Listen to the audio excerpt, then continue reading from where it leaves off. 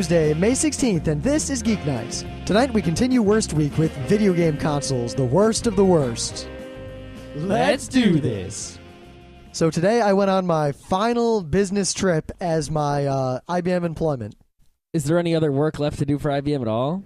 Only thing I can think of left to do is to sit there and answer questions for the next couple of days at work while people go, oh my god, how do we support this thing you built 2 years ago? And I say, I'm not going to teach you how to use Linux. So you have, 2 or 3 days of employment left? Yes, then I have a new employment on Monday. And there's no sign of me losing my current job anytime soon, yet with you have more work to do in the 2 days you have left than I have to do at all. Yeah, something like that. Though I don't have to do anything. I'm not actually going to do anything. I'm going to sit in my office and dick around on my computer and answer any questions people have for the next 2 days. So you will be doing more than me in the next 2 days. That's correct. Possibly. 3 days, 3 days. I might say more words than you. I might be saying the words TLDP over and over. I'll definitely be saying very few words because I'll probably be alone in this middle of nowhere office. You know, if I'm alone in an office, I tend to talk to myself or sing. I don't do that. I do. I sit on the computer and I type. Wow. I'd just be on the phone talking to people all day. Yeah, now they got that free Skype. I could. Yeah, we got to start interviewing people. Start prank calling people. Something I used to prank call people all the time in high school when Dial-Pad appeared. Oh, yeah. Yeah, Dial-Pad, when it appeared, this was a long time ago, and not many people had broadband. It was a website, and you could go to this website, and on the website call any real phone number for free and talk to it as though you had a phone. It was used almost exclusively for prank calls for a couple months, and then it died. And now we have Skype, which can now do the same thing until the end of the year. Where are the prank calls? What happened? I don't know if prank calls happen so much anymore. I think it's a dying art. I'm going to go onto the internet and find a website that tells me a bunch of funny prank calls I can do, and then I'm going to do them. I think the problem is punk kids today aren't as creative. I mean, the most recent prank call I remember is, you kicked my dog. You kicked my dog. I say you kick my dog. You come to my house, you stand in my front yard, and you kick my dog. We should, My favorite was always, hello? Hello? Is your refrigerator running? Yeah, I better go and catch that. That's all right. That's all right. Excuse me, do you have Prince Albert in a can? All right. We got some actual news, but before that, it's a news, but not really a news. Spinny Leak Lady. Loituma. I talked about it yesterday. I made it my thing of the day. There's a crazy thread in the forums. I would like to note that I went about trying to purchase the album. 2 places I looked at, it was sold out or not available. And one of the places, which seems to be a primary seller of their CDs, has an update talking about how the popularity of this album has exploded in the United States due to an internet phenomenon and then there's like something on YouTube, something. Yeah, it seems they figured out what the hell was going on. They know about Spinny Leak. Awesome. I find that just amazing and hilarious and great. All I can say is this. If you want to have a musical group and you want to start a band with your friends and you want your band to make a lot of money and get really popular, what you do is some part of one of your songs has to be humorous or interesting or unique. That's the hard part. Or very easily looped. Yes. Then take that part of one of your songs or one of your entire songs and make a viral internet flash with that song. People will start wondering who did the music. They'll find out that it's you, and they'll all buy your album. Now, bear in mind that a lot of people try to make things like this. And if it's obvious that you tried to make it viral, it'll fail. Yeah, there are a lot of freaking videos on the internet with a lot of freaking songs, and only some of them succeed, such as All Your Bass, Numa, hey. Those Russian chicks. Oh, Sa So Shla Suma. No, the lesbian one. Yeah, the song was Sa So Shla Suma. What was their name again? Tattoo. That's the one. Yeah, the fake lesbians. Yes. Their music was meh, but because they were supposedly lesbians, they were very popular. Partly because Penny Arcade They didn't even have them. to make a flash. They just used their normal music video, which was hot lesbian action. Yes, it was. So, unfortunately, the rest of their videos were not. Yeah. Unfortunately. So, if that's that's the way to get popular. I say go for it. Especially if your music isn't that great, you can still make a quick buck. Yeah, though I got to say, I'm going to probably get all of Leutima's albums because I found some more of their songs other than Levin's Polka, and I like their music a lot. All right. Well, I think I like I think I really like Finnish folk music now, and I found a whole bunch of other bands, and I can't find torrents of any of this crap, so I think I'm going to be the one who bites the bullet, buys it all, and then makes torrents. Yep. So don't go buy these albums. Rim will buy them, and then everyone else in the whole world will download them. You know what's scary? There are like 10 torrents on Pirates Bay, well, linked to on Pirates Bay, for Levin's Polka, the song from Spinny Leak. But no other song by Leutima, just that one. Because people don't care about the other songs. They just want the one song. Well, they do. That's why iTunes is kicking out, the CDs. No, you know how many threads out there are people saying, why isn't Leutima in iTunes? I want their songs. Oh, my God. Yeah, but as soon as someone buys one or two other Leutima songs, they probably won't like them as much, and they won't buy any more. Yeah, people might be turned off by the fact that some of their music is instrumental. Oh. It's good, though. It's like nice, ambient, cool. Yeah, this one isn't instrumental at all. Yeah. I don't think there's any instruments. It's a cappella. Yeah. Because there's the one guy who all he seems to do is go, hey, boy, hey, boy, hey, boy. Dub it up, dub, dub it up, dub, dub it up, dub, dub, dub. Okay. So in the video game news, well, actually in the podcast news, Scott's breathing into the microphone really loudly. But in video game news, I actually did not notice this first. One of my friends scooped me, and then we both scooped Scott because he happened to be at home with his parents and missed it. On Sunday, it was pointed out to me by our good friend Scott Johnson that there's a new Phoenix Wright game for the DS coming out. Oh my god, I'm gonna buy it as soon as it comes out, oh my god. It was on other sites before it was on Kotaku, which is funny because Kotaku is like the biggest... They like Phoenix Wright more than they should. Oh, they do indeed. And it's hard to like when something... When Phoenix Wright came out, for months, they were throwing Phoenix Wright references, jokes, and images into like an article per day. Just go to Kotaku and go find out when Phoenix Wright came out. Go to their page, and you'll see there are a disproportionate number of articles about the game or referencing the game. Now, the link I give has a bunch of screenshots, which they know exactly what we want to see. Because if you look through the screenshots, you'll notice things. Like, you'll see some text, whatever, but then you realize who's saying the text, and oh. Yep. A character... I suggest you play the current Phoenix Wright before you play this one. Yes, but I think the title of this game says it all. The title of the game is Phoenix Wright Ace Attorney. Justice for All. Yeah, just so you know, the site that we're linking to is Planet GameCube, which... they sometimes have reviews and stuff that's actually content created by them, but mostly what they do is take Nintendo press releases and third-party press releases, and they go to the press websites where you can get, the press images and all that stuff, and they just paste it right up there as soon as it comes out. I also hear that they have a lot of ads on their site. They do, but I blocked them all. Yeah, me too. The site looks really nice if you run ad block. Yeah. The site does look really nice. You run ad block. Okay. I got some non-video game news, but it's pretty big. Bastard. Apple released today the MacBook. After releasing the MacBook Pro. I think the MacBook Pro actually got some updates, like a shinier screen and such. What's new in this MacBook? Well, obviously, the Intel processor. It's dual core.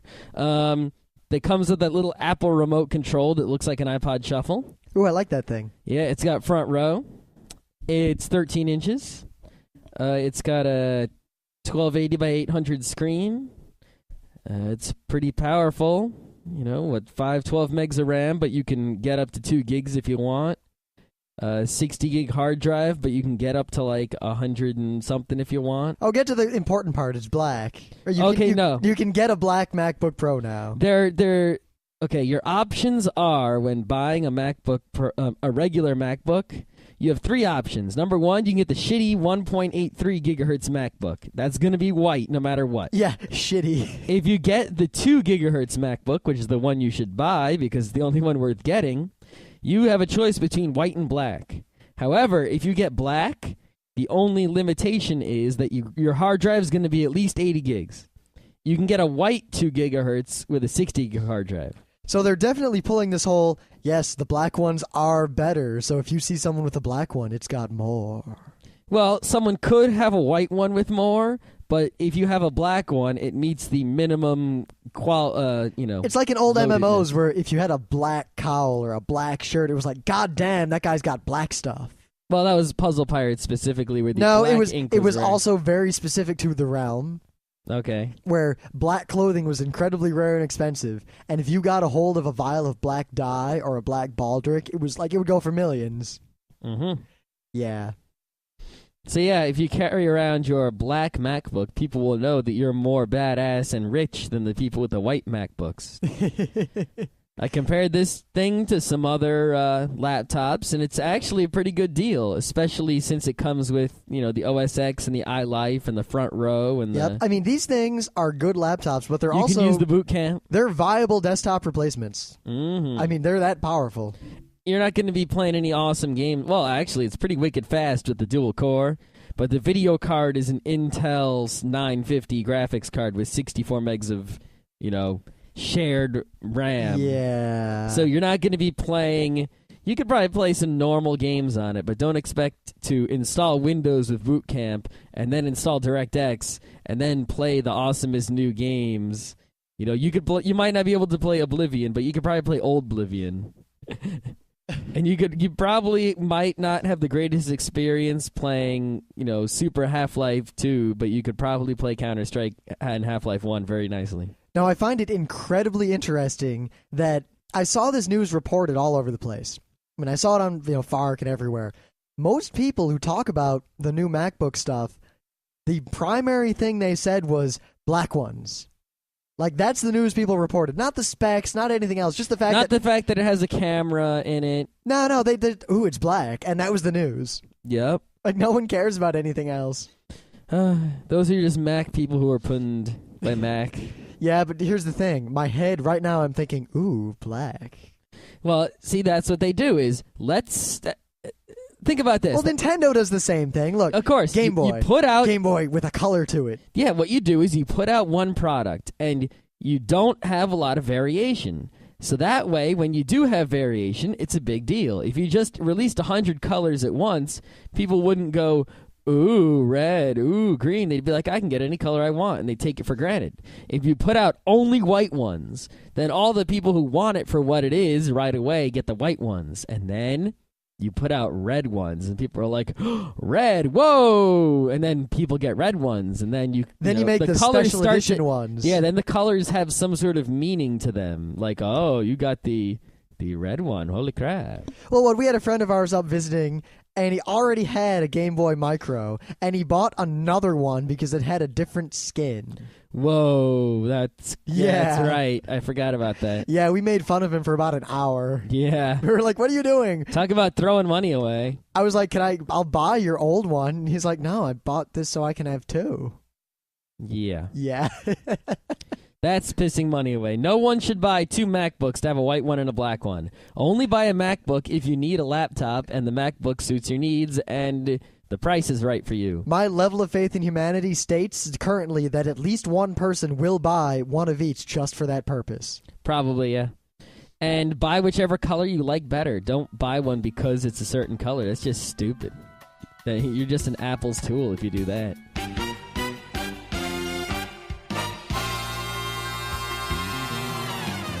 So things of the day. Just remember, you can go to frontrowcrew.com, and the links to the things of the day will be right there. Because usually they're things we want to talk about, but they're also things we want you to see.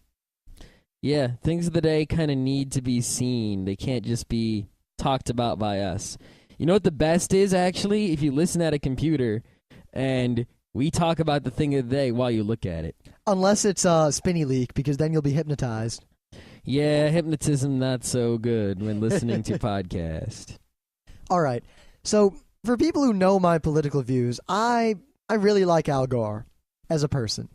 I'm not going to get into policy or anything. We're not on my thing of the day, while it involves all these things, I'm not here to talk about politics. I'm not here to argue either way on environmentalism or global warming or anything. Goddamn dirty hippies.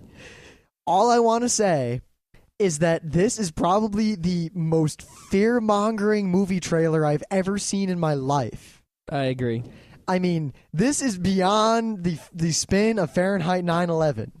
This is like... I'd say it's pretty equal.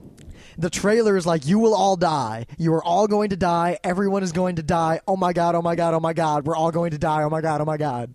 I think Al Gore is at this point is just saying, let's fight fire with fire. If they're going to fearmonger terrorists, we're going to fearmonger global warming. Which I really think that's true, because Al Gore is a smart dude.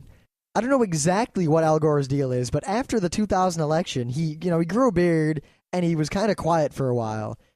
And then he kind of took off his mask of unoffensive, unassuming liberal Democrat guy who never wanted to say anything that could anger anyone ever. And he turned into firebrand, oh my god, this is the situation this country's in, horrible, environmentalism, blah, blah, blah. And he's given some awesome speeches. I mean, in this trailer, there's a funny bit where he introduces himself as, like, hi, I'm Al Gore. I used to be the next president of the United States. Haha. Pinned. But watch this movie trailer. I defy you to find anything more fear-mongering than that is also a trailer for a major motion picture. Any disaster movie. Yeah, but those don't monger fear. Those monger the liking or enjoying or watching of fear. Oh, okay. This movie is like, you are going to die, not what if something happened and we all died. This is Independence Day. That was more woot aliens. Woot aliens. I'd drag your ass through the desert. No peace. Is that glass bulletproof? Yes, sir. Oh, no, sir. Way to ruin it. Yeah, I messed it up. Yeah, I like Independence Day, even though it's stupid. Will Smith is just so funny when he drags the aliens through the desert. It's just the best. All right.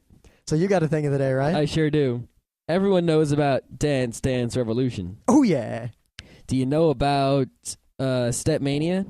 Stepmania, everyone knows about, I think. Stepmania is DDR for the computer, but it's free. You can make your own songs. You can get illegal versions of all the songs from DDR. I don't know where you can actually get these songs. DDR Brazil. DDR Brazil. But I thought it was DDR Spain. I don't actually remember. Okay. Doesn't matter. Anyone who has Stepmania knows where to get it. That's for sure. So, yeah, it's basically DDR for your computer, which you can turn into a real DDR machine without paying Konami any money.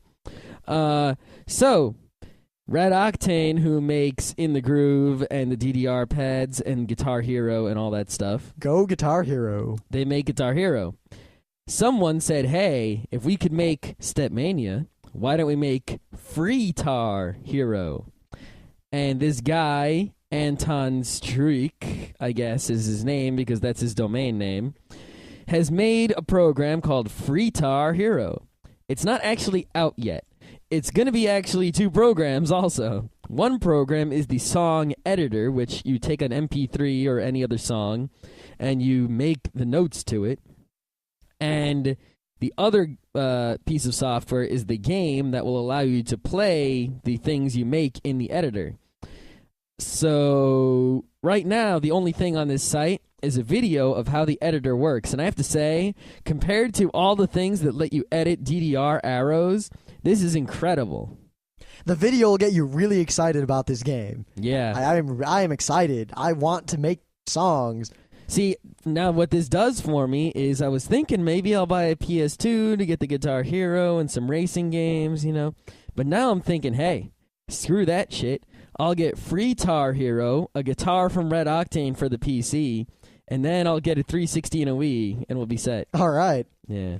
The best part about this video is the selection of songs they use to show the capabilities of the editor is perhaps the perfect collection of songs to showcase how awesome this game could be. It's not 100% perfect, but it's a damn good selection. Yeah, well, I don't think it could be 100% perfect. How long would it have to be? I don't know. I mean, but there was no Led Zeppelin. Adding one Led Zeppelin song would have improved it greatly. Yeah, probably. But that's it, yeah. Free-tar Hero, look forward to it. Free Guitar Hero. Awesome. So, continuing with Worst Week, it is Video Game Day. So, we're not going to talk about the worst video games because we'll be here forever. E.T. Custer's Revenge. E.T. Custer's Revenge. E.T. Custer's Revenge. Custer's Revenge, gameplay-wise, was significantly better than E.T. the Extraterrestrial. E.T. was a bad game, but it was not 100% bad. It was 99.9% bad. Custer's Revenge had some gameplay. You had to dodge those arrows. Custer's Revenge, it might as well be 100% bad. No. It's about raping a Native American woman with giant breasts, and she's all pixelated Atari style. But here's the thing. All right. It doesn't get worse than that. So you're saying that Ete Telefono La Casa is worse than you gotta hear me out here. Raping women with a naked Custer that's dodging arrows. Now you got to hear me out here. Custer's Revenge is not that bad a game in the same way that from a pure ideological standpoint, I agree with some of what the South was doing in the Civil War. Because if the Civil War is just about states' rights, woo, go South. The problem was the Civil War was also about slavery. So, boo, South. Custer's Revenge, the game, is a typical semi-crappy Atari game, but it's not the bottom of the barrel. However, it is skinned with probably the most offensive thing that has ever been put in a video game ever. Oh my god, we should make a modern 3D rendition of Custer's Revenge. I'll make the text adventure. You get on that 3D one. All right.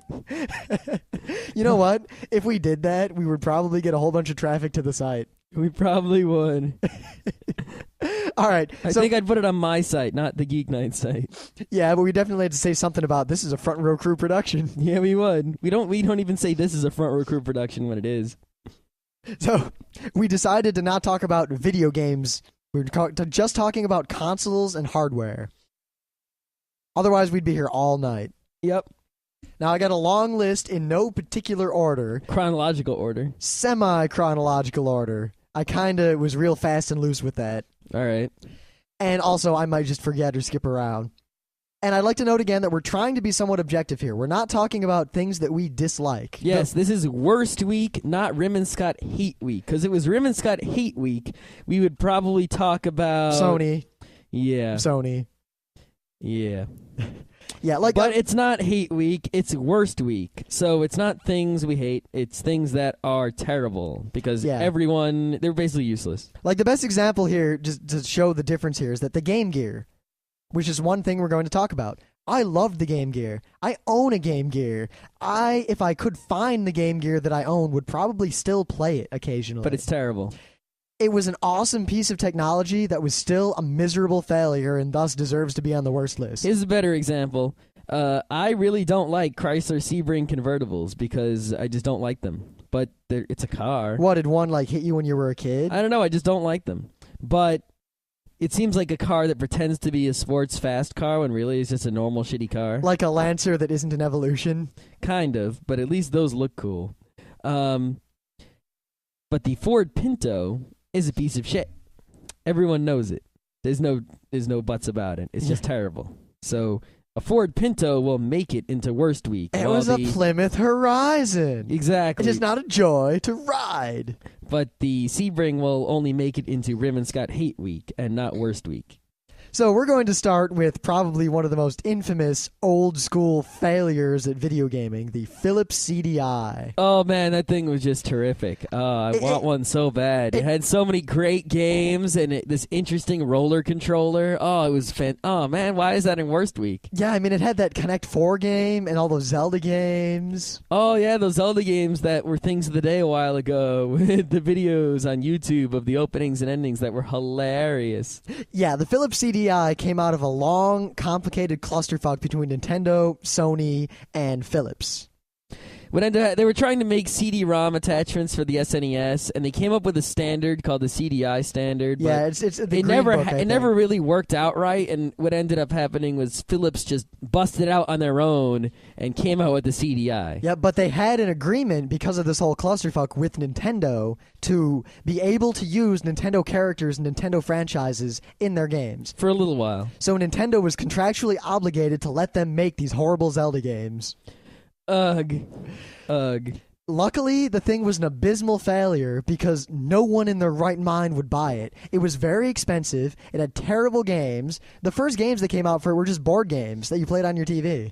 Yeah, according to we have this handy chart here that came out recently showing, adjusted for inflation, the costs of every important console at release in the U.S. We'll be referring to this a lot today. The CDI cost the equivalent of $400 when it came out.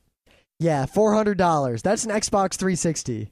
It sure is. The CDI was just shit. That's the best Xbox 360. It had terrible load times. The games were crap. The system barely worked. They had lots of problems making them function, and they broke down all the time. They were a complete failure on the market. Philips tried to re-engineer them to sell them as like business kiosks and stuff, and that failed. And the whole abysmal failure was discontinued and forgotten. Yeah, it was supposed to be all cool because CDs were big in those days, and everyone just wanted CDs. Ooh, CDs, ooh. But it didn't actually get you anything. It just sucked. Yeah, laser discs were more popular than the Philips CDI. Wow. That says a lot. So CDI, one of the worst consoles ever. Now, that was a case of bad technology for a high price. There was really no redeeming factor. Not one. I can't think of a single reason anyone would want a Philips CDI unless, by some miracle, there was actually maybe one or two good games using the roller controller, which is the giant yellow ball that you would spin around. Now, we could go on to another. Here's a whole different list of worse. These are all lumped together because they all failed for the same reason. The Game Gear, the Lynx, the TurboGrafx Portable. What was that called? I forget. I don't even remember. The Sega Nomad. Yeah.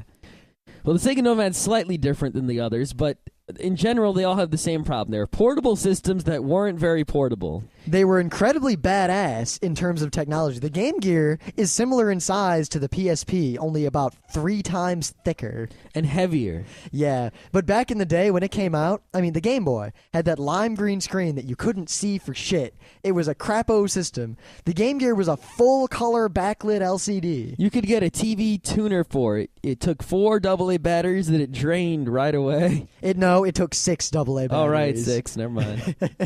Sorry. Yeah. It lasted about 3 hours on those batteries. But I mean, the system was hot, too. Yeah, it was. But the system was extremely powerful, extremely badass, and it wasn't that expensive. It was very expensive, but it could have been worse. It was cheap enough where a lot of people actually had Game Gears. The problem is that the games released for the Game Gear weren't portable style games. The same thing with the TurboGrafx 16 portable. They weren't portable games, they were console games. Games that were designed to be played on your TV sitting on the couch, only they let you take them around with you, and that doesn't work too well. Yep. Like, it was basically a portable console as opposed to a portable. Yep. I mean, I used my Game Gear only in the car where I knew I wouldn't be interrupted. Because if I started playing a game, it was basically a Sega game. I had to play my whole thing, and I couldn't save my game or anything for quite some time. Mm-hmm. I remember having races between my battery and finding a save point. If you notice, the Game Boy, the original Game Boy, which didn't suck at all. It kind of sucked technologically. Technologically speaking, but the reason that the games didn't suck and the reason the Game Boy won in the end is because of the kind of games it had were games like Kirby's Pinball, which you could just play and then turn off. Yoshi, play and turn off. Tetris, play and turn off. I mean, consider this. The original Game Boy is one of the highest selling video game things ever. If you take the Game Boy Pocket, the Game Boy Color, and the Game Boy Advance, which are all really the Game Boy, the Game Boy Advance really isn't any different than the Game Boy and the Game Boy Color, any more than the DS Lite is different from the DS. It's just plus. They're really all the same platform. The Game Boy is the #1 video game in the world, period. I mean, the original Game Boy probably outsold the Game Gear, the Lynx, the TurboGrafx thing, and all those other things that came out combined by an order of magnitude at least. And the Game Boy Pocket sold insane. I think everyone replaced their Game Boys with Game Boy Pockets if they were still playing their Game Boys. I didn't, because I had my Game Gear and I had those 8 games. And then when the Game Boy Color came out, a lot of people bought that, but not so many. But then when the Game Boy Advance came out, that sold more than the original. That sold more than anything. Now, the Lynx was worse than the Game Gear in that it was more powerful and better and cost more. It also came out earlier. I mean, the game it came with, it was Blue something. It was this like flight sim fighting game that had. I remember the TV commercial that showed a kid in the school bathroom playing it. Wasn't that the TV commercial? It rings a bell. That's what I remember. You're flying this blue fighter jet. It might not be right, jet. but I remember the flight sim game. So that's definitely real. I played a Lynx, and it was pretty badass, but the thing was hellishly expensive. The games were few and far between, and it just disappeared off the shelves. Yeah, I remember seeing TV commercials for the Lynx, and I think I saw it in a Toys R Us once. But I never knew anyone who had one. I never knew anyone who played one. And it disappeared, and the commercials went away, and that was that. I mean, at least the Game Flash Gear... in the pan. The Game Gear was marketed heavily, and it was fairly popular. If you look at it, the Game Gear is very similar in terms of the sales and demographics to the PSP. Yeah, it sold second most when compared to the Game Boy. But it didn't had sell... a lot of fancy, awesome games. And it did sell quite a bit. I mean, the Game Gear did very well early on. A lot of people have Game Gears, but it just died out. It couldn't maintain. And I'm not really ragging on the PSP. I'm just saying that there's a trend that type of system does not die completely, but it will PSP often... is definitely on a level above these things so far. Who knows, maybe 10 years from now, the PSP will be in worst week, maybe not. But right now, it's not. But the Game Gear is, and the PSP looks to be the same thing. It is my opinion, my belief, that the PSP is going to fall the same way that the Game Gear did. It's not a Lynx. It's not a total failure, because there are games for it, and people seem to like it. But there were games for the Game Gear, and people seem to like it. The console itself was just not a sustainable market. Yep. Now, back to... Well, we said the Sega Nomad. That was like the worst offender in terms of games. Well, it just played Sega games. Well, the Sega Nomad, what they tried to do is the Genesis was kind of flailing, so they came out with the Sega Nomad, which is a portable Sega Genesis. What you do is you take Sega Genesis games, you stick it into the Nomad, and you can play them in your car. Point the first, Sega Genesis games are big. Yeah, this thing, the Genesis games would stick out of it big time. 2, it was real big and heavy and blah. And 3, as I was talking before about portable games, well, now you're taking it a step further. You're playing the console games themselves with you wherever you go. Those games are not conducive to popping off a 5-minute game and stopping. Not at all. And considering you even lost the 2-player of any hope. Yep, and that thing ate batteries like a motherfucker. Yeah, it ate the batteries. The Game Gear's the worst offender there. Not too many people bought it. I think it slightly boosted the Genesis, and then it disappeared. Though a little trick, if anyone still has a Game Gear, it takes 6 batteries. I'll find a link to a picture or something, but 2 of those batteries power, it's 1 or 2 of them, power the backlight, and the rest of them power the system. Yep. Those 2 batteries died long before everything else, so if you rotated your batteries around, you could get a lot more life out of them. Or you could buy 2 wicked awesome batteries and put them in those holes and then use normal shit batteries in the rest of the holes. Or I saw some people at jury-rigged little extenders where they put 3 batteries there for a total of 7 batteries. That seemed to do the trick. My friend he bought these third-party grips. They were actually little black things that you stuck. They were like battery packs, but they were also hand grips. And you stuck them into the battery slots, and you plugged it into the wall, and it charged up the battery packs, and it would last a bit longer than just normal batteries. I had this big black thing that would hang from the bottom, and it looked like a telephone receiver, but it did the same thing. Yeah, it's just what you need on an already humongous black system. That thing weighed over a pound with all the batteries on it. Yeah. I mean, the original Game Boy was huge, and it wasn't until the Game Boy Pocket where they made the screen bigger, and it only used 2 AAA batteries or 3 AAA batteries. It was a huge improvement. If you want to talk about improvements, you think the SP was so much better than the GBA, or the DS Lite is so much better than the DS. Compare the Game Boy Pocket to the Game Boy. Yeah. That's the biggest leap ever. I mean, I didn't realize it till I went to the Nintendo store and saw an original Game Boy again. Those things were huge and clunky, and that screen was really, really, really tiny. Yeah, and my brother he got a Game Boy Pocket and Pokemon when it came out, when the Game Boy was revived in the Pokemon days. That thing is thin, it's small, the screen is big and awesome. It takes very few batteries, AAA batteries, and it lasts forever. And it plays all original Game Boy games. Yeah.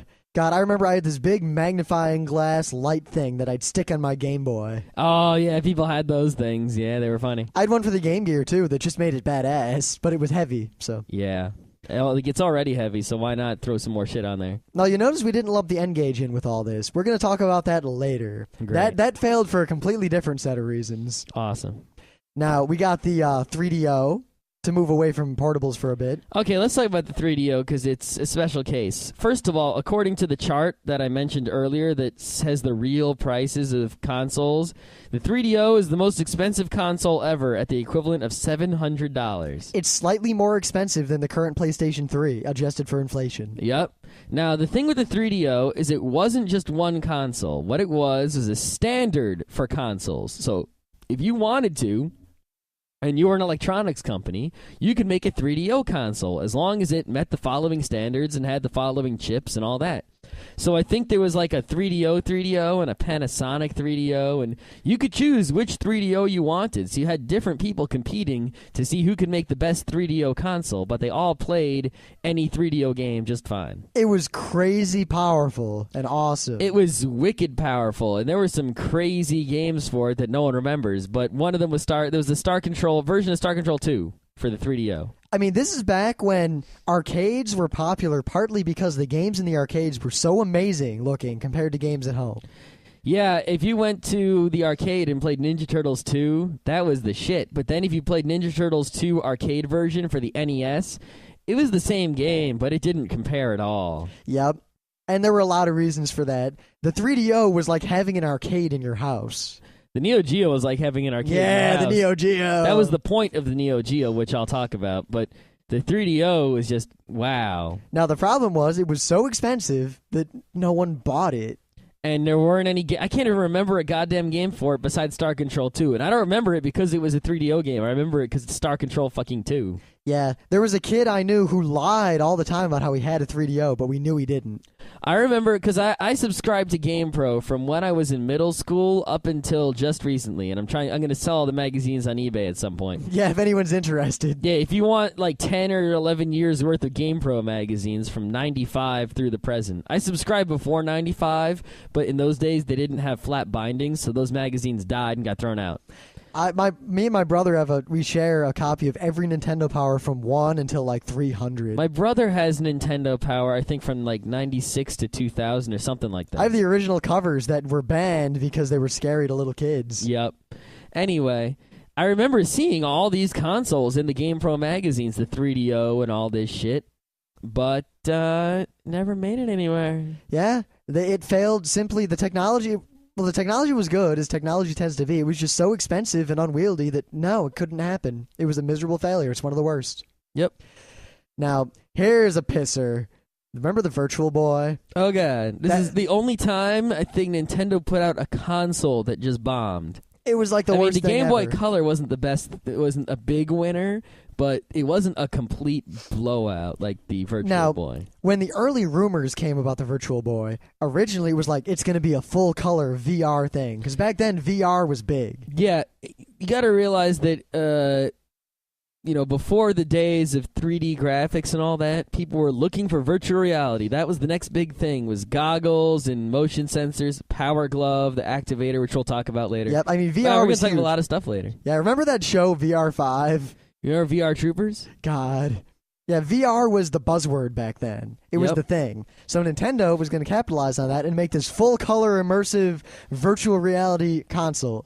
And they wouldn't correct their mistake until 2006 with the Wii. Yeah. So then as time went on, Nintendo seemed to realize that, all right, we can't make this color because then maybe one person could afford it. Yep. So they made it red and black. I remember I played a Virtual Boy in the store, Toys R Us, of course, in those days, and I played Mario Tennis. I think that was the first Mario Tennis. It might have been. I think it was. Because this was an old console. It was. And it was just a pain in the ass to play, and the depth really fucked with my head. See, I liked playing it. Like, it was really fun, and it looked really cool. But after about 10 minutes, my eyes would hurt, and I'd get a headache. The problem was you had to, lean over to get your head into it. It was just not comfortable to get into any sitting position to play this It was this big red goggly thing that was heavy and plastic, and you had to put it on a tripod and then lean into it. You couldn't wear it. The leaning into it was what hurt your back and your neck. The controller was actually kind of good. The controller, I think, was the first one to have the grips. Today, the GameCube controller, the PlayStation controller, the Xbox controller, they all have a piece of plastic that just comes down on the left and the right that you grab your extra fingers around to hold onto the controller.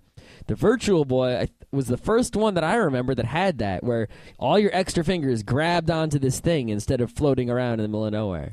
But the Virtual Boy was painful, stupid, terrible, one of the worst things ever. Nintendo realized this right away, and it basically just died. Yeah. Like, no question, Nintendo was like, all right, fuck this. No one bought it. No one wanted it. Everything sucked. They put it out on the shelves, and then it was gone. I have a friend back in high school who still has his Virtual Boy. Yeah, having a Virtual Boy. See, the Virtual Boy taught me one thing. Whenever a new console comes out, if there's a chance of it dying or you're not sure about it, especially if it's a Nintendo console, just get it. Because at the best, you have something that's going to be awesome. And at the worst, like let's say the Wii completely bombs. No one buys a Wii except you and me. We'll be the only dudes with Wiis. It'll be cool, like being the only dude who has a Virtual Boy. Yeah. That's why we bought the DS early on, because we weren't sure. I was really I was only 75% sure the DS was going to kick ass, and I was 100% sure it had potential, but I was still cautious that people wouldn't take advantage of the potential and it would suck. Yeah, I was 50-50. I was like, wow, there's a good chance this is going to fail. But I bought it anyway, and I said, at worst, this will be Virtual Boy 2, and I'll have one, and I'll be awesome. Yeah, but oh my god, it didn't. Did not. All right. Atari it used to be like there were the 8-bit systems, then the NES, the Sega, and then Sega Master System. Yeah, the 16-bit systems came out, and right near the middle of their life cycle, people were thinking, all right, when's 32-bit coming? Because kids, we really didn't understand what that meant. We didn't know what that meant at all. We knew that there were powers of more 2. bits meant better-looking video games and better-sounding video games. So we were hearing the rumors of the 32-bit consoles, like the PlayStation, stuff like that. Rumors.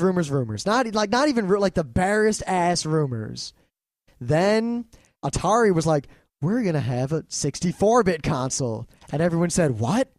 What? Whoa. They just doubled the number 2 times. Holy shit. Yeah, 64-bit. Oh my god. And we see like tiny reviews and like tiny screenshots from development things, and like the buzz was crazy. I remember I was at a summer camp, a day camp, and I had read this news in the video game magazine, and I went in and I said, Atari's coming out with this 64-bit video game system called the Jaguar.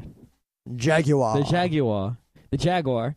And the kids are like, you're lying, you're just making shit up, blah, blah, blah. But no, I was right. The thing is, the Jaguar sucked. Not only did it suck, it wasn't really 64-bit. Not really. This is right about when we all learned what bits meant.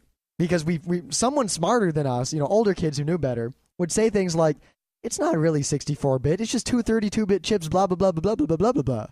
And my brain said, wait a minute. Research, hey. That's what bits are. Yep. That was like when I learned about all the MMC chips in the different Nintendo games and why you couldn't go backwards in Mario 1. Mm-hmm. Stuff like that. Jaguar was a terrible failure, and it died. Let's see, what was terrible at the Jaguar? Number 1, useless games. Number 2, there was some weird CD attachment thing that was just useless. Number 3, it was horribly expensive. Number 3 is horribly expensive. Number 4, it was real powerful, but the games weren't 3D or anything. It didn't provide anything the 16-bit systems didn't provide. Yep. Like Number 4, the controller. Oh my god, twice. The controller. It wasn't the worst controller ever. What are you talking? Do you remember the controller? All right, I submit to you the fucking Intellivision 2 controller. No, look, what did the Jaguar controller have? All right, the Intellivision 2 had a puck that didn't work and broke, and instead of buttons, it had 4 depressions on the side of it that you had to jam your fingernail in to make work. The Jaguar, at the top of it, it was this big square thing, bigger than a Dreamcast controller, but it was kind of flat. And at the top, there was like an arrow thing and some button things. But at the majority of the controller was taken up by one button for, I think, every letter of the alphabet, if I remember correctly. It was insane. It was this monstrosity. It was just like you'd look at it and think, what is that? What the fuck do I need those buttons for? Am I supposed to push all those buttons while I play a game? That's bigger than my Game Gear. What the hell? It sucked. Also, the Super Nintendo and the Sega Genesis were still going strong.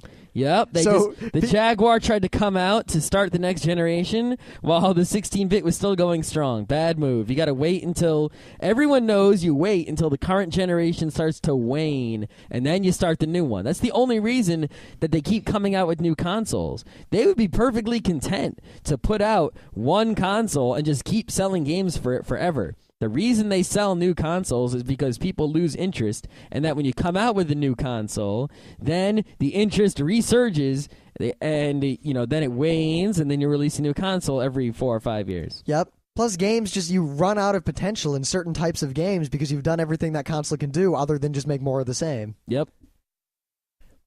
All right. Now, the Jaguar was terrible. The Sega 32X, Sega CD, all that Sega shit basically Sega after the Genesis went nowhere. Okay, well, there's the Sega Genesis, which is just fine. And it's very popular around the world. The Master System really didn't do well. The Master System didn't do so well in America, but it did okay. Yeah. It wasn't junk. It was definitely... It wasn't junk like the Jaguar and the Virtual Boy. Nintendo was number 1, Sega was a trailing number 2, but it was there and they were making money. Yep. The Genesis, they were much closer, but the Super Nintendo still dominated, far and away. Not really. Well, not counting foreign sales outside of America and Japan. In the 16-bit days, the SNES and the Genesis were just like right on. I think the SNES had a longer staying power. It did have a slightly longer staying power because what happened was the Sega Genesis, they decided they were going to do the Sega CD. Now, the Sega CD wasn't a standalone console. It was a thing you added on to the Genesis to play CD games. And the CD games are still 16-bit games.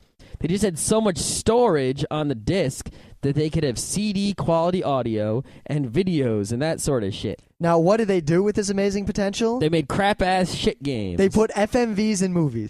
Oh my God. The only good game for the Sega CD, as far as I'm concerned, is Sonic CD. Remember that Sewer Rats game? Yep. Or there was the Sherlock Holmes game. Was it Sewer Shark? Sewer Shark. That's it. Or the Sherlock Holmes or game. Jurassic Park. As far as I could tell, it was just movies of a guy who looked like Sherlock Holmes. Yep. Now, the Sega CD originally was like more money than the Genesis itself, and it was this giant thing, bigger than a normal CD player, that you put under your Genesis. It was crazy. It was also expensive. Then they came out with a better version of the Sega CD where you'd put your Genesis on it, and the part that took the CDs was kind of to the right side of the Genesis, and it was a lot better. Then they came out with the 32X. Now, the 32X was the thing you put in the cartridge slot of the Genesis, and then you put 32X cartridges into it. Now, think about all that for a minute. Does that sound complicated? Because it was. It was. No one bought the 32X. There were no games for it that were memorable or useful. Supposedly, if you had one, it would improve the goodness of your Sega Genesis games that you put into it. But I don't know about that. I think that's a horseshit. Yeah, there were also Sega CD 32X games where if you had all three things, the Genesis, the Sega CD, and the 32X all hooked up into one monstrous system, that you could play these games, and no one played those games. Yeah, those games sold great. I can't name one. There was a thing you could buy that was a Sega Genesis and a Sega CD combined into one device, and then you could stick a 32X into that. Man, that came out at like the end of the life cycle. That was the end, and the Sega Genesis died. Now, the 32X and the Sega CD were, yes, those were the worst. The Genesis was not the worst. I never knew anyone who owned any of them. I only played them at Funkoland. I knew people who had the Sega Genesis, and I knew someone who had the Sega CD. Genesis, but no Sega CD, no Sega 32X. I knew one guy who had the Sega CD, and no one had the 32X. Absolutely no one. Now, the Sega Saturn, just to mention it, was really badass, and it failed for mostly Sega Saturn failed a lot in this country, but it didn't fail in Japan, and there are quite a few awesome games for the Sega Saturn that I want to play, but I can't because it's too difficult to get the equipment. Yes, the games are in Japanese. We only mention the Sega Saturn because it is not on our worst list. It is only worst because we didn't get to have it. Yep. If only the Sega Saturn had somehow come out with it. The only reason the PlayStation or the Saturn could survive, against the N64 or even the SNES, was because of Final Fantasy VII. Yeah, I know we say this a lot, but really, Nintendo and Sony and Square, there was this huge clusterfuck, and the higher ups of Nintendo and Square had a fight, like angry at each other over the technology and the direction of the games, and Nintendo's refusal to switch away from cartridges. And they jumped ship from Nintendo to Sony, and that was like that was the linchpin in the video game industry. If it wasn't for Final Fantasy VII, the PlayStation 1 would have died, the Sega Saturn would have died, the N64 would have been the only thing there was. Yep. For any of you who are too young to remember this, now, like when the Xbox was first announced, when it was told that Microsoft was making a console, the world of nerds who heard this laughed their asses off and just, oh my god, how could this be? This is the stupidest thing ever. And when the Xbox came out, it did terribly. They lost, I think, $4 billion in the Xbox? It did so terribly. But now they're okay. Yeah, because while no one bought it, Microsoft had so much money, they just kept pumping money and pumping research and pumping games and pumping everything into it to keep it afloat until it took off. Sony succeeded because of Final Fantasy. Yep. But when it was announced that Sony was making a console, before we knew any of this Final Fantasy stuff, it was treated by the gaming community the same way that Microsoft was when they announced the Xbox. People said, Sony can't make games. What the hell? Who could beat Sega and Nintendo? Yeah, when I first saw the PlayStation in those GamePro magazines, it looked to me like 3DO2. I was like, oh, here comes more 3DO type shit. The Sega Saturn at least kind of made sense, even though it died. Yeah, a lot of people rooted for the Sega Saturn. Yep. But in the N64, I was actually kind of about it, especially the weird-looking controller that didn't seem to provide an advantage until you had the 3D games. What really got me there was that right around N64 is when PC gaming kind of exploded. Yep, that's also true. That was like, I would consider that the golden age of PC gaming. There was 96. Yeah, that whole era. Basically, my high school consisted of only PC games and original SNES, NES games. The 64 actually came out the year after the PlayStation and the Saturn. It was sort of a response, more than also ran. Yeah. So if the PlayStation didn't have Final Fantasy VII, then, who knows? Maybe the SNES would have gone even longer, or the N64 would have been different, or who knows? Yeah, that was also really the point at which Nintendo went from being this crazy, monopoly on gaming to just a profitable game company. Yep. And the PC gaming really did take a lot away from the consoles in the late 90s. Yeah, well, we'll have to do a whole show on that. Those are the days when there was Windows 95. Starting with Windows 95, PC gaming got huge. Yep, that's when OpenGL and all those sorts of things, and people, games like MechWarrior 2, Half-Life 1, Counter-Strike. Yep, Quake 2. Quake 2 was huge. Quake 1, Doom. That was earlier. That was 94, 95. Yeah. But yeah, in the late DOS days, in the early Windows 95, 98 days, Grand Theft Auto 1 for the Windows 95. I mean, gaming really splintered, and the whole market was Civilization in chaos. 2. This was a period when console gaming, a lot of people were thinking that maybe it was going to die and be replaced by PC gaming. And then Final Fantasy, PlayStation 1, all that kind of took off. It was really Final Fantasy VII on the PlayStation and GoldenEye that carried the consoles over, to the current generation, which is now ending. Yep, because the current generation is really when PC gaming, we're not going to have this argument again with all of our not all of our listeners, but a few loud members of our listening audience. Started to fade away again. PC gaming started dying, and console gaming is taking off crazy again. Yep. Now, we've talked for a long time, so we're going to try to be brief on the rest of our list. We've got a lot of worsts here. Because game consoles are something that are really, they either win big or they fail miserably. Because you have to sell hardware at a loss, and then you have to sell expensive Razor Blade games. Yep. And with that business model, if you manage to sell enough people the console at a loss, then you win. But if you don't, then you just lost a giant pile of money and you fail. There's very little middle ground. I mean, the Game Gear was middle ground because the Game Gear did okay, but it didn't do well. It didn't. You can do it, but you have to keep it going. It's so rare. If you're in that middle ground, you're like a crazy anomaly in the gaming industry. Yeah, releasing a new game console is like one of the worst business decisions you can do. Yeah, except Nintendo, which they're really the only company now that makes a profit on their consoles, even early on. Well, I think what they do is when they make the console, they think about, we will not possibly do anything to not profit. Yeah, Nintendo For us makes, to not profit, no one would have to buy this at all. Nintendo is one of the most profitable percentage-wise corporations in the world. Yep. In terms of expenditures versus profits. Not total money. No, not by far. God, No, not at Halliburton all. and Blackwater, but Yeah. Nintendo is insanely profitable. So all these people who keep saying, "Oh, Nintendo's dying," I mean, especially in the N64, like the late N64 days before the GameCube came out, a lot of people kept saying Nintendo was dying, not noticing that Nintendo was raking in gobs and gobs of cash. Yep. I mean, if RIM has a giant company that sells 1 billion widgets for and he makes $1 profit on each one, he's got $1 billion. That's awesome.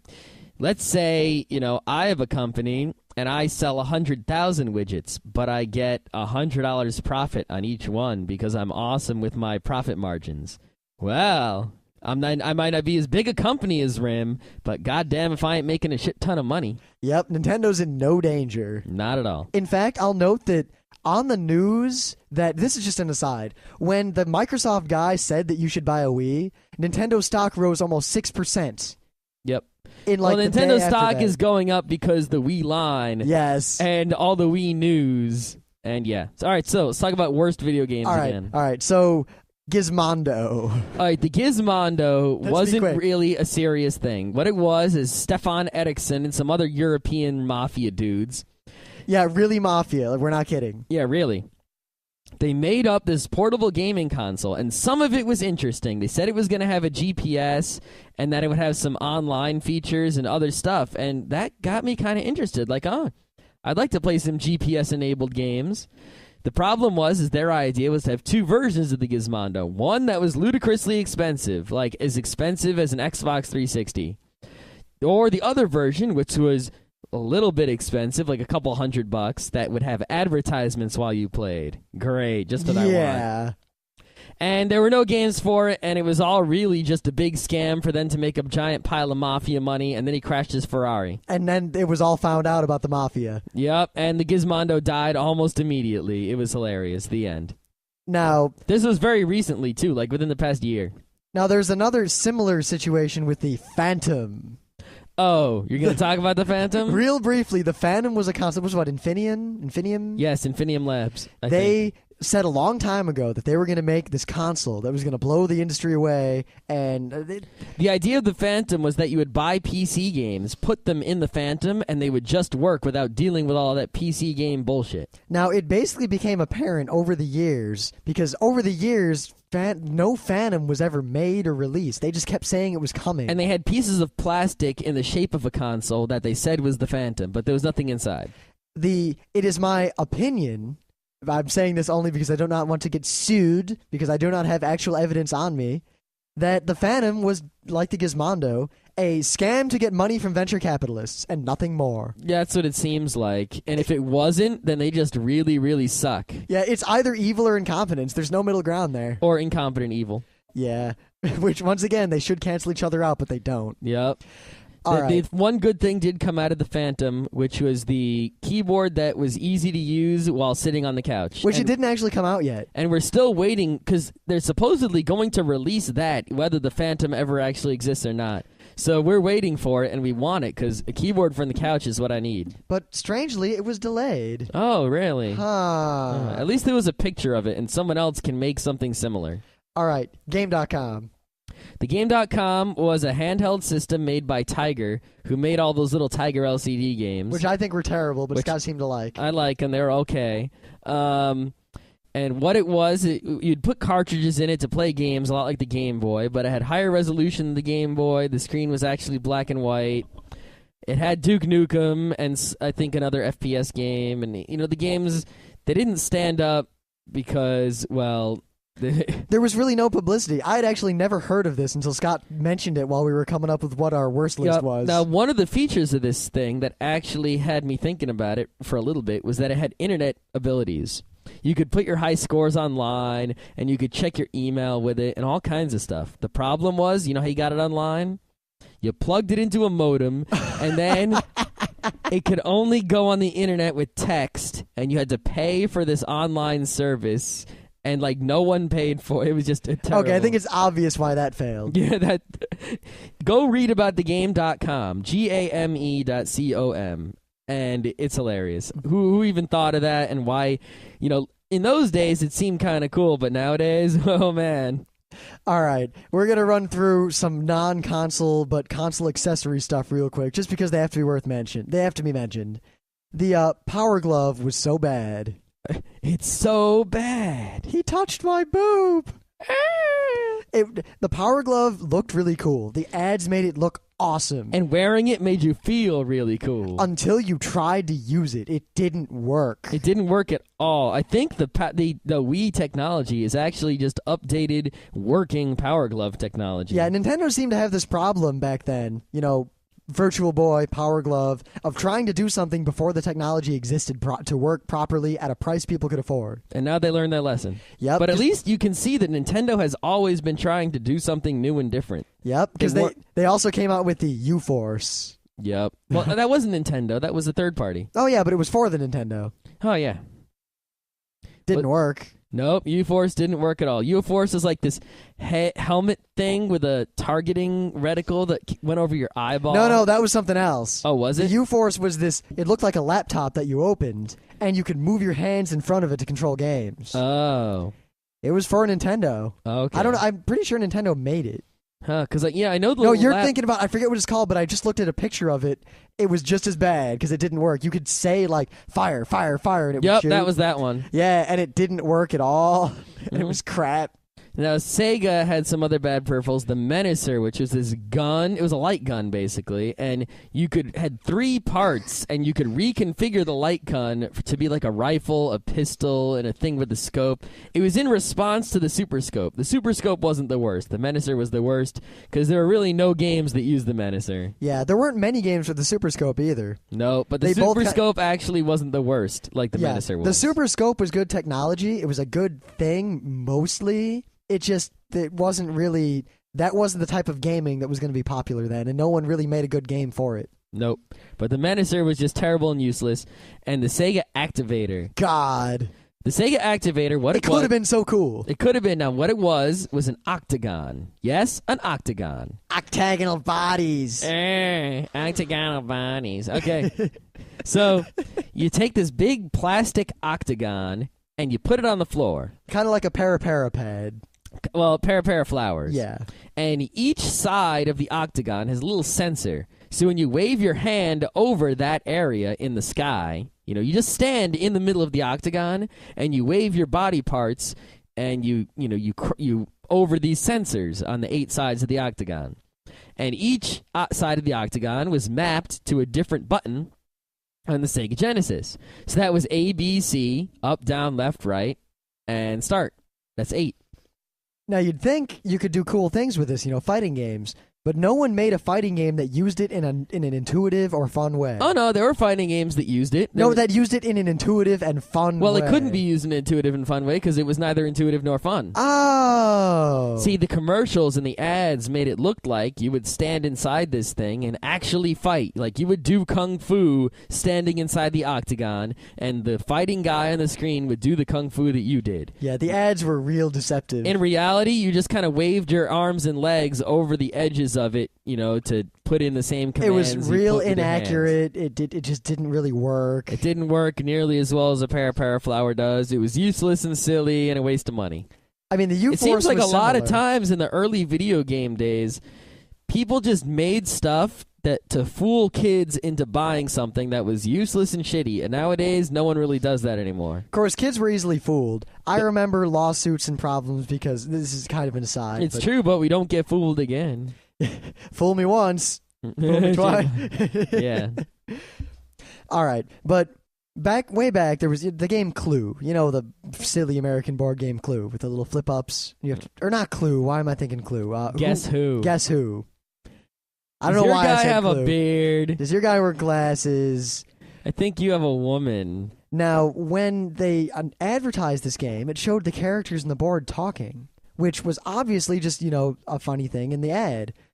A lot of kids thought the game really talked, and their parents sued when the game didn't talk. Yikes. So they had to change the ad. Yep. So back then, well, kids are probably just as gullible today, but back then it seems like the gaming industry tried to market to those kids specifically to fool them. A lot of things are just fooling kids into thinking that some crap-ass electronic gizmo was so amazing when it wasn't. Like talking battleship. God. We had electronic, like one of the old electronic talking battleships, and when it worked, which I think we only played it when it worked once, it was okay. But it wasn't nearly like the commercial said. It was just bad. Yeah. Plus, Battleship's kind of a broken game. Yeah. We won't get into that. All it is implement the most optimal search algorithm. Mm-hmm. Oh, we were both implementing it. Now the game comes down to the random placement. Yep. That's why it's all about the placement of the ships and secretly moving the ships to fool your opponent and cheating. Yeah, until Rim says, wait a minute, I have a white peg on B4, you ass fucker. Yeah, that's right. You always see what you do in Battleship is you move the ship that's only 2 spots, and you always put it somewhere. No, you know what you do when you're going to cheat? You put white pegs on your board where the other guy shot. That way you know exactly where you can cheat to. I do that anyway. Most people didn't, because there wasn't any reason to unless you're cheating. Oh, no, I did it anyway, so I knew where everyone... I had the whole layout on my board. And what I also did is I would take the ship that was only 2 spots, and I would figure out the other person's search algorithm, and I'd put the ship that was only 2 spots in the place they were least likely to go after. Next. Yeah, my search algorithm was fairly complex, but... the game was stupid. We're not going to put it on our worst games. Maybe we'll do a worst board game. Battleship is not a someday. worst game. Yeah. We're going to know about worst board games. It's just Hellas. Yeah, well, there's other worst board games that we can talk about those some other time. We're only talking about the worst game consoles and peripherals. Yep, and I think we're pretty much done here. Didn't you want to yell about the Atari 5200? Oh, yeah. I just noticed it at the top of my list. I missed it.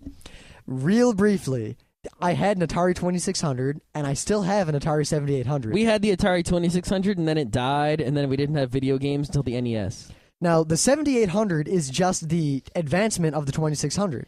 It was fully backward compatible, but there were also games for it. Yep, and the it 7800 could play every 2600 game, but could also play special 7200 games. It was 7800. It was actually very powerful. The 7800 could make games or play games about the level of the first non-MMC Nintendo games. Yeah, like Gyromite, you could probably play. Yeah, or the games like the fighting game in the streets and the early sports Urban Challenge. Yeah, Urban Challenge, the early sports games. You could play those on an Atari 7800 probably. Yeah, if you did some really... Donkey Kong is perfect because it was exactly the same on both systems. Yeah, the NES was actually a really, really Regular weak... Mario Brothers. Yeah, regular Mario Brothers was an MMC chip.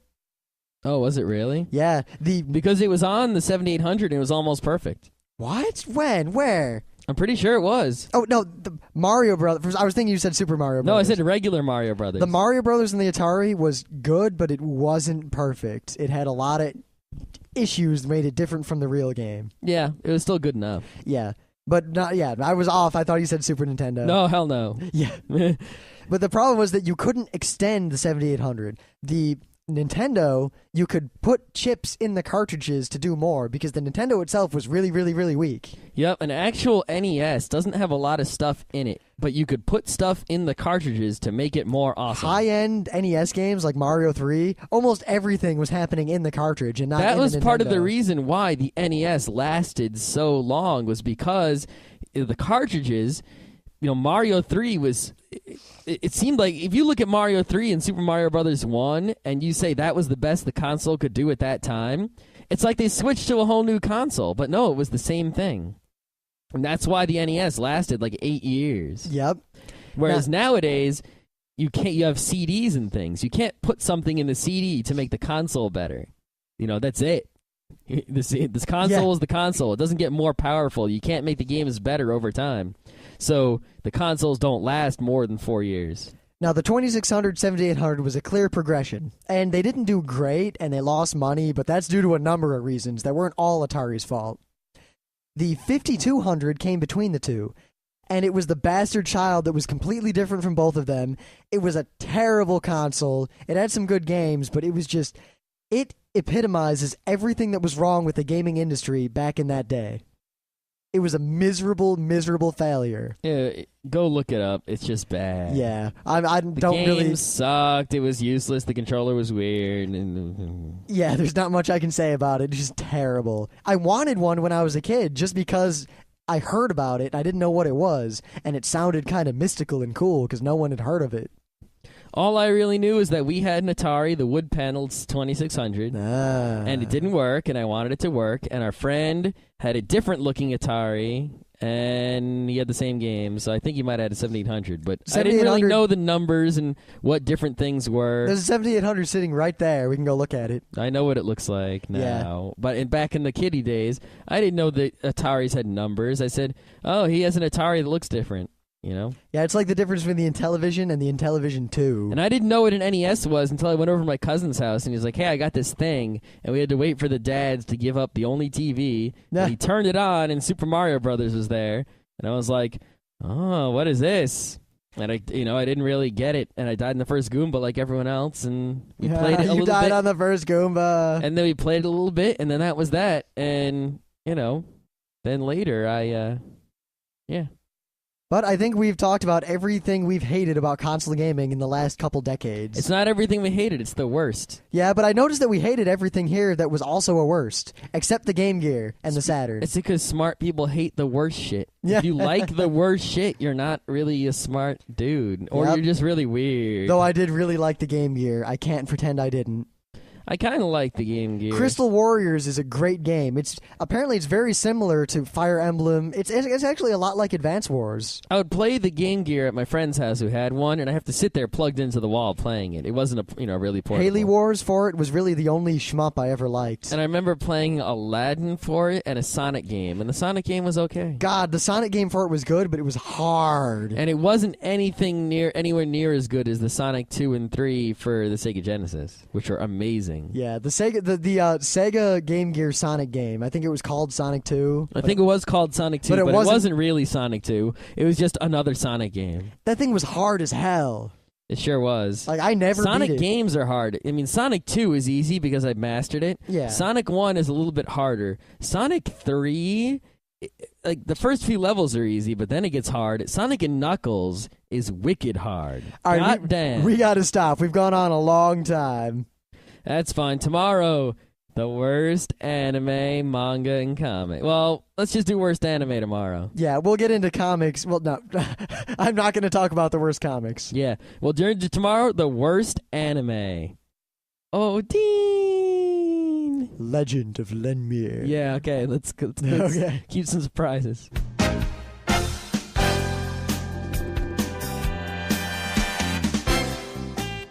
And that was Geeknights with Rim and Scott. Special thanks to DJ Pretzel for our opening theme.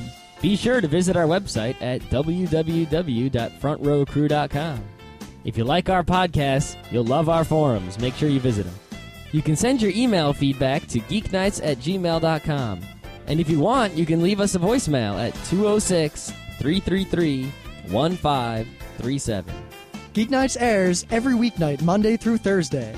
Geeknights is recorded with absolutely no studio and no audience. But unlike those other talk shows, it's actually recorded at night.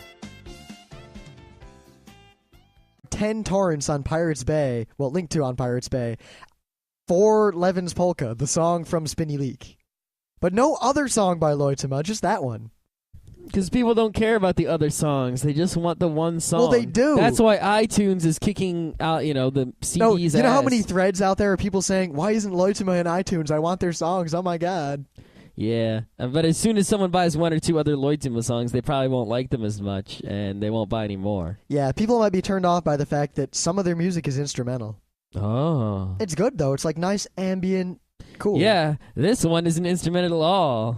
Yeah. I don't think there's any instruments. It's a cappella. Yeah. Because there's the one guy who all he seems to do is go, hey, boy, hey, boy, hey, boy. Dub it up, dub, dub it up, dub, dub it up, dub, dub, dub. Okay. So in the video game news, well, actually in the podcast news, Scott is breathing into the microphone really loudly. But in video game news, I actually did not notice this first. One of my friends scooped me, and then we both scooped Scott because he happened to be at home with his parents and missed it.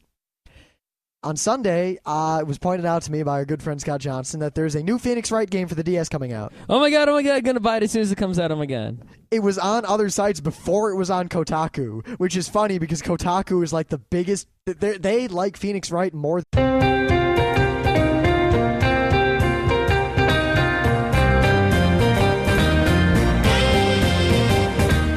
It's Tuesday, May 16th, and this is Geeknights. Tonight we continue Worst Week with video game consoles, the worst of the worst. Let's do this. So today I went on my final business trip as my IBM employment. Is there any other work left to do for IBM at all? Only thing I can think of left to do is to sit there and answer questions for the next couple of days at work while people go, oh my god, how do we support this thing you built 2 years ago? And I say, I'm not going to teach you how to use Linux. So you have, 2 or 3 days of employment left? Yes, then I have a new employment on Monday. And there's no sign of me losing my current job anytime soon, yet with you have more work to do in the 2 days you have left than I have to do at all. Yeah, something like that. Though I don't have to do anything. I'm not actually going to do anything. I'm going to sit in my office and dick around on my computer and answer any questions people have for the next 2 days. So you will be doing more than me in the next 2 days. That's correct. Possibly. 3 days, 3 days. I might say more words than you. I might be saying the words TLDP over and over. I'll definitely be saying very few words because I'll probably be alone in this middle of nowhere office. You know, if I'm alone in an office, I tend to people try to make things like this. And if it's obvious that you tried to make it viral, it'll fail. Yeah, there are a lot of freaking videos on the internet with a lot of freaking songs, and only some of them succeed, such as All Your Bass, Numa Numa, Numa Numa, Numa Numa, hey. Those Russian chicks. Oh, Sa So Shla Suma. No, the lesbian one. Yeah, the song was Sa So Shla Suma. What was their name again? Tatu. That's the one. Yeah, the fake lesbians. Yes. Their music was meh, but because they were supposedly lesbians, they were very popular. Partly because Penny Arcade They didn't even have them. to make a flash. They just used their normal music video, which was hot lesbian action. Yes, it was. So, unfortunately, the rest of their videos were not. Yeah. Unfortunately. So, if that's the way to get popular, I say go for it. Especially if your music isn't that great, you can still make a quick buck. Yeah, though I got to say, I'm going to probably get all of Loitima's albums because I found some more of their songs other than Levin's Polka, and I like their music a lot. All right. Well, I think I like I think I really like Finnish folk music now, and I found a whole bunch of other bands, and I can't find torrents of any of this crap, so I think I'm going to be the one who bites the bullet, buys it all, and then makes torrents. Yep. So don't go buy these albums. Rim will buy them, and then everyone else in the whole world will download them. You know what's scary? They're like to talk to myself or sing. Yeah, I don't do that. I do. I sit on the computer and I type. Wow. I'd just be on the phone talking to people all day. Yeah, now they got that free Skype. I could. Yeah, we got to start interviewing people. Start prank calling people. Something I used to prank call people all the time in high school when Dial-Pad appeared. Oh, yeah. Yeah, Dial-Pad, when it appeared, this was a long time ago, and not many people had broadband. It was a website, and you could go to this website, and on the website call any real phone number for free and talk to it as though you had a phone. It was used almost exclusively for prank calls for a couple months, and then it died. And now we have Skype, which can now do the same thing until the end of the year. Where are the prank calls? What happened? I don't know if prank calls happen so much anymore. I think it's a dying art. I'm going to go onto the internet and find a website that tells me a bunch of funny prank calls I can do, and then I'm going to do them. I think the problem is punk kids today aren't as creative. I mean, the most recent prank call I remember is, you kicked my dog. You kicked my dog. I say you kick my dog. You come to my house, you stand in my front yard, and you kick my dog. We should, My favorite was always, hello? Hello? Is your refrigerator running? Yeah, I better go and catch that. That's Fucker. right. That's right. You Excuse better. me, do you have Prince Albert in a can? All right. We got some actual news, but before that, it's a news, but not really a news. Spinny Leak Lady. Loituma. I talked about it yesterday. I made it my thing of the day. There's a crazy thread in the forums. I would like to note that I went about trying to purchase the album. 2 places I looked at, it was sold out or not available. And one of the places, which seems to be a primary seller of their CDs, has an update talking about how the popularity of this album has exploded in the United States due to an internet phenomenon on some, and then there's like something on YouTube, something. Yeah, it seems they figured out what the hell was going on. They know about Spinny Leak. Awesome. I find that just amazing and hilarious and great. All I can say is this. If you want to have a musical group and you want to start a band with your friends and you want your band to make a lot of money and get really popular, what you do is some part of one of your songs has to be humorous or interesting or unique. That's the hard part. Or very easily looped. Yes. Then take that part of one of your songs or one of your entire songs and make a viral internet flash with that song. People will start wondering who did the music. They'll find out that it's you, and they'll all buy your album. Now, bear in mind that a lot of